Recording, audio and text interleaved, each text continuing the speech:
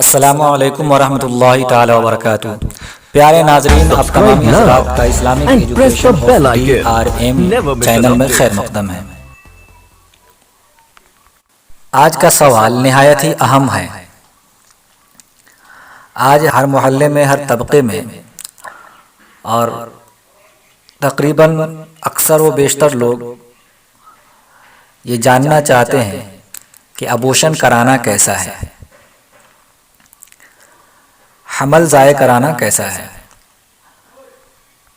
کچھ لوگ تو اپنے گناہوں کو چھپانے کے لیے حمل ضائع کراتے ہیں، کچھ لوگ کسی اور مقصد کے تحت ابورشن کراتے ہیں۔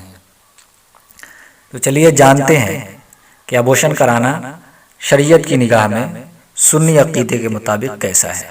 مسئلہ یہاں پر یہ بنتا ہے کہ جان جانے کے خدشے کے علاوہ کن صورتوں اور کتنی مدت یعنی کتنے دنوں تک کا حمل ضائع کروانا جائز ہے۔ جواب: اسقاط حمل کی مدت 120 دن ہے، یعنی 120 دن 4 ماہ کو کہتے ہیں، اور 4 ماہ کے اندر اسقاط حمل کرانا جائز ہے۔ حدیث پاک میں عمل تخلیق کو بیان کرتے ہوئے رسول اکرم صلی اللہ تعالیٰ علیہ وآلہ وسلم نے ارشاد فرمایا: ان احدکم یجمع فی بطن امہ 40 یوما ثم علقۃ مثل ذلک ثم یکون مضغۃ مثل ذلک ثم یبعث اللہ ملکا فیؤمر باربع برزقہ واجلہ وشقی او سعید۔ حدیث نمبر ہے 6594، صحیح بخاری شریف، جلد دوم، صفحہ نمبر 976۔ تم میں سے ہر ایک اپنی ماں کے پیٹ میں 40 دن گزارتا ہے نطفے کی شکل میں، پھر 40 دن گزارتا ہے علقے کی شکل میں، پھر اسی قدر مضغہ، پھر اللہ فرشتہ بھیجتا ہے اور 4 چیزوں کا حکم ہوتا ہے: رزق کا، عمر کا، نیک بخت ہے یا بدبخت۔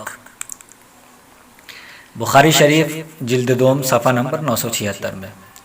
فقہاء اکرام فرماتے ہیں اگر حاملہ عورت چاہے تو 120 دن سے پہلے اسقاط حمل کر سکتی ہے، یعنی ابورشن کرا سکتی ہے 120 دن کے اندر۔ هل یباح الاسقاط بعد الحبل؟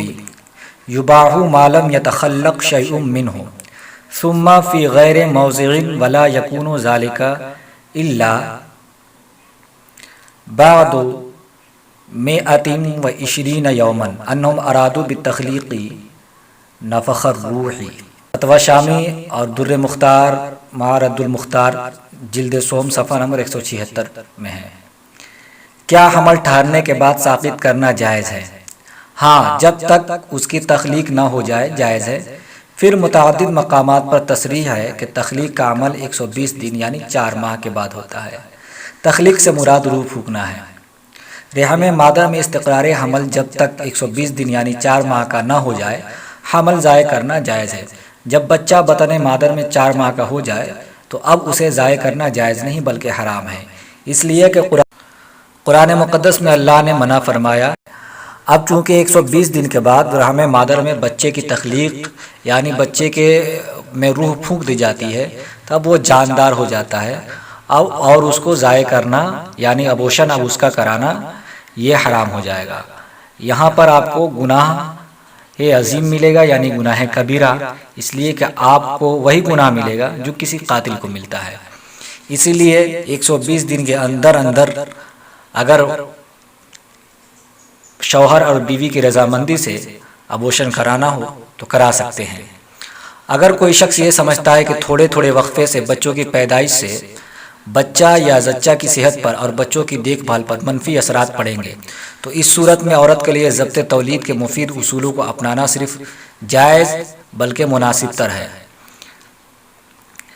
ہوتا یہ ہے کہ 1 یا 1.5 سال کا بچہ ہوا کہ دوسرا حمل ٹھہر گیا اور بیوی پریگننٹ ہو گئی۔ اب ایسی صورت میں اگر ہم اس کو چھوڑ دیتے ہیں تو حالات یہ بنتے ہیں کہ ایک بچہ ابھی دودھ بھی نہیں چھوڑا کہ دوسرے بچے کی ولادت ہو گئی، اور ماں کے لیے نہایت ہی دشواریوں اور تکالیف کا وقت ہو جاتا ہے۔ بچے کی پیدائش پر ماں کو جن تکالیف، کمزوری اور دشواریوں سے گزرنا پڑتا ہے، اس کا اندازہ صرف عورتیں ہی کر سکتی ہیں۔ ہر ماں گویا مر کر دوبارہ زندہ ہوتی ہے۔ پھر پیدا ہونے والے بچے کو 2 سال تک دودھ پلانا ماں کی ذمہ داری اور بچے کا حق ہے۔ لہٰذا ایسے مسائل سے بچنے کے لیے اسقاط حمل یعنی ابورشن کرانا جائز ہے۔